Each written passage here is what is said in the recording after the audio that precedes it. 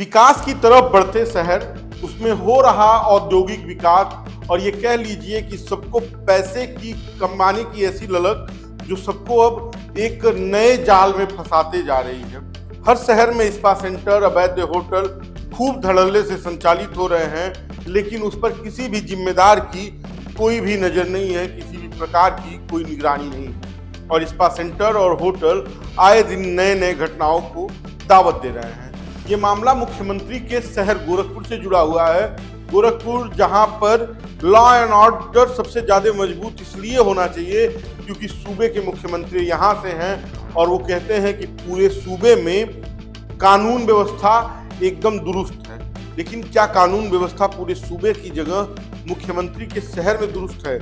ये सवाल इसलिए पूछा जाना जरूरी है क्योंकि मुख्यमंत्री के शहर और मुख्यमंत्री के निवास स्थान के थाने वाले क्षेत्र से एक नाबालिग लड़की गायब हो जाती है और 22 दिन तक उसकी तलाश पुलिस करती है, लेकिन बरामदगी नहीं हो पाती है और कार्रवाई के नाम पर भी कुछ नहीं होता है।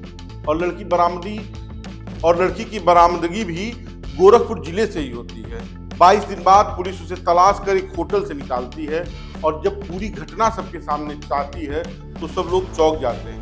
एक लड़की जो इंस्टाग्राम के माध्यम से एक लड़के से जुड़ती है, वो उसे बहलाता फुसलाता है, ले जाता है और उसे एक होटल में भेजता है। फिर स्पा सेंटर जाती है, फिर उसकी तबीयत बिगड़ती है, फिर वहाँ से उसे दूसरी जगह पहुँचा दिया जाता है और ये पूरा क्रम चलता रहा है। ये कोई पहली घटना नहीं हुई है, इसके पहले भी होटलों पर छापे पड़े हैं, स्पा सेंटरों पर छापे पड़े हैं और वहाँ से सेक्स रैकेट के सुराग मिले हैं, कार्यवाहियाँ हुई हैं। बावजूद इसके धड़ल्ले से अवैध स्पा सेंटर और होटल संचालित किए जा रहे हैं। इस मामले में 3 लोगों की गिरफ्तारी हुई है और पुलिस आगे की कार्रवाई कर रही है। लेकिन सवाल ये है कि पुलिस घटना के बाद सिर्फ कार्रवाई का ढिढोरा क्यों पीटती है? क्या पुलिस जब इस तरह के अवैध होटल और स्पा सेंटर संचालित होते हैं तो उस पर कार्रवाई नहीं कर सकती?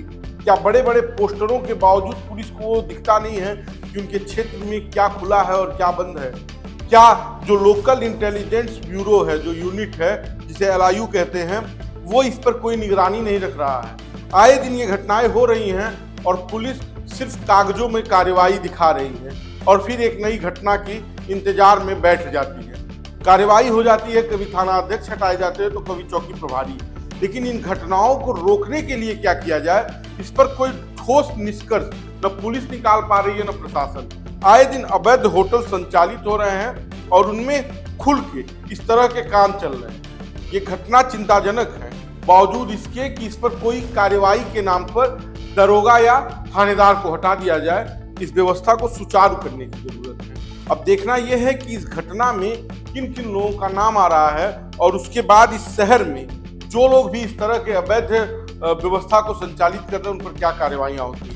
आपकी क्या राय है हमें कमेंट बॉक्स में बताइएगा, वीडियो शेयर कीजिएगा। मैं था आपके साथ आप देख रहे थे। धन्यवाद।